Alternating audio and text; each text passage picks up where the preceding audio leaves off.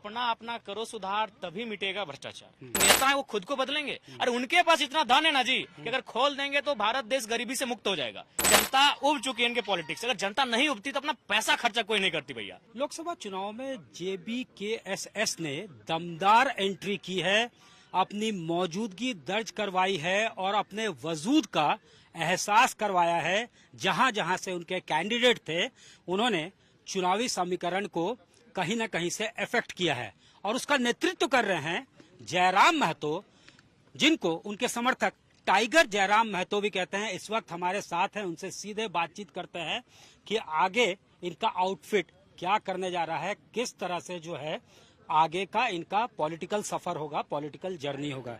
जयराम जी, ये बताइए कि आप लोगों ने एक दमदार एंट्री की और अगर मैं गलत नहीं हूं तो परहैप्स ये आपका पहला था ना चुनाव जो आप लड़ रहे? इसके पहले कोई चुनाव आपने लड़ा नहीं? कोई मुखिया का चुनाव नहीं, छात्र एक मॉनिटर का चुनाव हम लोग नहीं लड़े हैं। कोई चुनाव नहीं लड़े। इस बार कितने कैंडिडेट लड़े थे और हर जगह लगभग एवरेज 1 लाख से ज्यादा 1 लाख से ज्यादा वोट हर जगह मिले। 8 कैंडिडेट थे, लगभग 8.25 लाख to 8.5 लाख के बीच हमारा वोट आया है।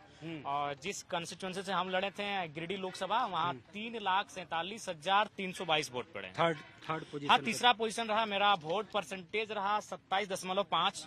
जो दूसरे स्थान पे थे उनका था 29 और जो जीते उनका 34 की 35 था। तो ये क्या इश्यूज को लेकर आप अपने पॉलिटिकल जर्नी को आगे बढ़ा रहे हैं? क्या USP है, क्या एजेंडा रहेगा? साफ सुथरा पॉलिटिक्स करना चाहते हैं, क्योंकि ये मेरा मानना है कि एक नारा है कि अपना अपना करो सुधार तभी मिटेगा भ्रष्टाचार। आज अगर हम अपना पार्टी का फुल फॉर्म भी आप बता दीजिए। आज झारखंडी भाषा खतियान संघर्ष समिति तो हमारा एक संगठन है। हमारी पार्टी झारखंड लोकतांत्रिक क्रांतिकारी मोर्चा के नाम से रजिस्टर्ड हो ही जाएगी।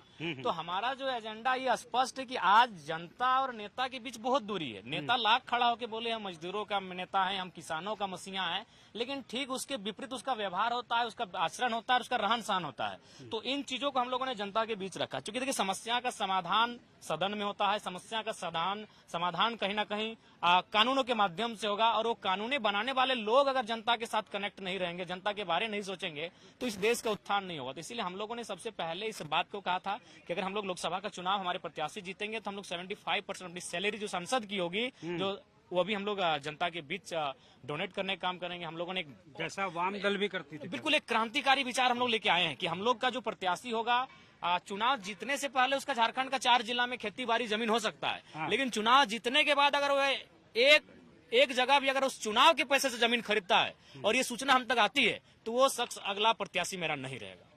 क्योंकि ये चीजें बहुत मायने हैं। मैंने बार बार कह रहा हूं कि जमाना को मत बदलिए, पहले जो नेता है वो खुद को बदलेंगे। अरे उनके पास इतना धन है ना जी कि अगर खोल देंगे तो भारत देश गरीबी से मुक्त हो जाएगा। अच्छा, पूरा स्टेट में आप जो है अपना जो आउटफिट है, पॉलिटिकल आउटफिट, उसका एक्सपेंशन चाह रहे होंगे, एक्सपेंशन कर भी रहे हैं, लेकिन लोग जो है कहीं ना कहीं ये परसेप्शन बन रहा है या परसेप्शन है कि यहाँ का जो भाषा बोलता है, बेशक वो 100 साल से यहाँ रह रहा हो, तो उनकी भी आवाज आप लोग उठाने जा रहे हैं। जो यहाँ रहता है सबका आप आवाज उठाएंगे, कैसे करेंगे? कैसे आपका जर्नी आगे बढ़े? देखिए, हमारी जर्नी यहाँ के मुद्दों को समाधान करने को लेकर बढ़ेगी। और हम लोग बिना किसी पद में रहकर बहुत सारे मुद्दों पर लड़े हैं और उन मुद्दों का समाधान करने में सक्षम रहे हैं।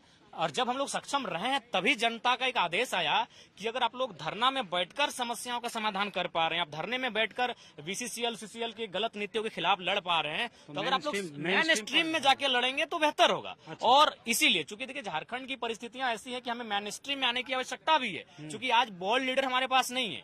आज देख सकते हैं हमारे पास बोल्ड लीडर नहीं होने के कारण आज देखिए बिहार के नेता गए, उन्होंने डिमांड किया कि हमें स्पेशल स्टेटस चाहिए। आप आंध्र प्रदेश के नेता ने डिमांड किया हमें स्पेशल चाहिए। लेकिन झारखंड के नेता जब सरकार में नहीं रहते हैं तो लंबी लंबी बातें करते हैं, जब सरकार में आ जाते हैं तो स्पेशल कुछ नहीं दिखता है, यहाँ के मुद्दों को भुला जाते हैं। तो इसीलिए हम लोग का उदय भी हुआ। देखिए, सबसे पहली बात, लोगों ने 8 लाख वोट को देखा, लेकिन क्यों आया इस पर किसी ने चर्चा नहीं किया। कि 1 साल हम लोग का अभी हुआ नहीं था और हम लोग कैसे आए, इस पर किसी ने चर्चा नहीं किया। स्ट्रॉन्ग बॉन्डिंग है, लोगों से कनेक्ट है। इसका कारण यही था कि जो जनता है वो इनको नकार चुकी है। जनता जो कोई नया विकल्प चाह रही है और एक ऐसा विकल्प चाह रही है, साफ सुथरा विकल्प चाह रही है। जनता पैसा नहीं मांग रही है, जनता पैसा दे रही है। आप चलिए मेरे साथ, मैं आपको ग्राउंड रिपोर्टिंग करवाऊंगा। आज भी मुझे लगता है हर एक पंचायत में किसी महिला के घर में एक क्विंटल चावल है, किसी के घर में 1 क्विंटल आलू है, किसी घर में 1 क्विंटल प्याज है। मतलब स्वतः वो लोग जोड़ रहे हैं आपसे। जोड़े हैं और उसको अब बेचिए और अपना चुनाव के लिए पैसा इकट्ठा कीजिए और झंडा बैनर में खर्चा कीजिए। मतलब क्राउड फंडिंग वो कर रहे हैं। विदेशों में जो लोग विदेशों में हैं, लगभग लाखों प्रवासी मजदूर हमारे रहते हैं कुवैत में, सूडान में, सऊदी में, सिंगापुर में, मलेशिया में, दुबई में, वहां से भी लाखों रुपए क्राउड फंडिंग के माध्यम से पहुंचे हैं। यानी जनता उब चुकी है इनके पॉलिटिक्स। अगर जनता नहीं उबती तो अपना पैसा खर्चा कोई नहीं करती भैया। तो आप पैसा दो या ना दो, पैसा खर्चा करके हमें चुनाव लड़ा रही है। आगे का क्या प्लान है? 3 राज्यों में विधानसभा चुनाव भी होना है, 4 राज्यों में, महाराष्ट्र हुआ, हरियाणा हुआ, झारखंड भी उनमें से एक है। तो आप लोग अब आगे किस तरह से सेप अप कर रहे हैं अपने आप को, गेयर अप हो रहे हैं आगे के राजनीति के लिए? सबसे पहले हम मेन स्ट्रीम पॉलिटिक्स अपनी जो टीम है उसको व्यवस्थित करना चाहेंगे, क्योंकि हम लोग चुनाव हार गए बहुत नजदीक से एक लोकसभा। तो इसका रीजन ये था कि हमारी एक व्यवस्थित टीम नहीं थी जो स्ट्रेटजी को प्लान करे, उसको डिजाइन करे और उस पर काम करे। वह क्या था कि जो भी करना था मुझे ही करना पड़ता था। मैं अपनी पार्टी का प्रत्याशी भी था, नेता भी मैं था, प्रवक्ता भी मैं था, वक्ता भी मैं था और रिसर्च करने वाला भी मैं था। तो ये इन चीजों की भारी कमी रही, जिस कारण अगर ये चीजें, अगर मेरे पास एक टीम होती, मेरा एक चैनल होता, तो चुनाव हम लोग जीत जाते। विधानसभा चुनाव लड़ रहे हैं आप लोग? हाँ, विधानसभा चुनाव लड़ेंगे, दमदार तरीके से लड़ेंगे और बहुत मजबूती के साथ चुनाव लड़ेंगे। इस राज्य में तीसरे विकल्प के तौर पे चुनाव लड़ेंगे। क्या कितना प्लान किया, कितने सीटों पे? लगभग 50 प्लस सीटों पे चुनाव हम लोग लड़ेंगे। 50 सीटों पे। और झारखंड का अलग अलग कोना होगा? वो झारखंड का अलग अलग कोना होगा। हर एक हम लोग 5 प्रमंडल को टच करेंगे। हमसे बात करने के लिए बहुत धन्यवाद। जी, आपका भी धन्यवाद। अब इनका जो है साफ तौर से एजेंडा है कि अगर ये लोग मौका मिलता है तीसरे विकल्प के तौर पे उभरेंगे। और ये साफ तौर से कह रहे हैं कि जैसे आइडियली जो है, जो पैसा इनको तनख्वाह भी मिलता है, अगर मौका मिलता है तो 75% उसका डोनेट किया जाएगा आम लोगों के लिए।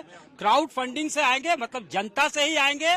और डेमोक्रेसी के जो असल मायने होते हैं कि government for the people, of the people, by the people, उसी को स्ट्रिक करेंगे, उसी को अवॉइड करेंगे और जनता में ही जो पैसा आएगा उसी सोसाइटी को वापस करेंगे। जो इन्होंने यहाँ से पाया उसी को कुछ वापस करना चाहते हैं जयराम महतो। कैमरामैन राकेश तिवारी के साथ सत्यजीत कुमार, रांची आज तक।